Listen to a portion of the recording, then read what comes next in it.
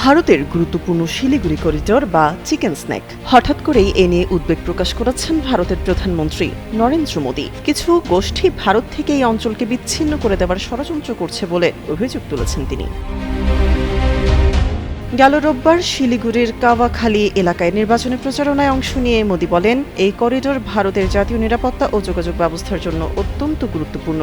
তার অভিযোগ, তোষণের রাজনীতির কারণে এই অঞ্চলে নিরাপত্তা ঝুঁকি তৈরি হয়েছে।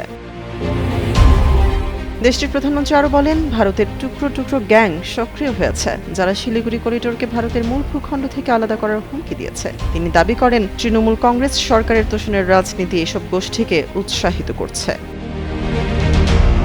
এদিকে মোদীর বক্তব্যের পাল্টা জবাব দিয়েছেন পশ্চিমবঙ্গের মুখ্যমন্ত্রী মমতা ব্যানার্জি। নির্বাচনী প্রচারণায় তিনি ভারতীয় জনতা পার্টিকে নিশানা করে বলেন, যারা বাংলা বিরোধী সেই বিজেপিকে একটি ভোটও দেওয়া উচিত নয়। বাংলাদেশের প্রথম 5D AI ইনভার্টার যুক্ত সর্বোচ্চ বিদ্যুৎ সাশ্রয়ী যমুনা এয়ার কন্ডিশনার। মমতা আরও দাবি করেন, ২০২৪ সালের লোকসভা নির্বাচনে যে ভোটার তালিকা ব্যবহার করে প্রধানমন্ত্রী নির্বাচিত হয়েছেন, সেটি নিয়ে প্রশ্ন তোলার আগে তার পদত্যাগ করা উচিত। একই সঙ্গে পররাষ্ট্রমন্ত্রীর পদত্যাগের দাবিও জানান তিনি। আগামী ২৩ এপ্রিল থেকে ২৯ এপ্রিল পর্যন্ত পশ্চিমবঙ্গের বিধানসভা নির্বাচন অনুষ্ঠিত হওয়ার কথা রয়েছে, আর ৪ মে এই নির্বাচনের ফলাফল ঘোষণা করা হবে বলে জানান তিনি। বিশ্লেষকদের মতে, নির্বাচনের আগে শিলিগুড়ি করিডোর ইস্যু নিয়ে রাজনৈতিক উত্তেজনা আরও বাড়তে পারে। এই ইস্যু পশ্চিমবঙ্গের নির্বাচনী রাজনীতিতে গুরুত্বপূর্ণ প্রভাব ফেলতে পারে বলেও ধারণা করা হচ্ছে।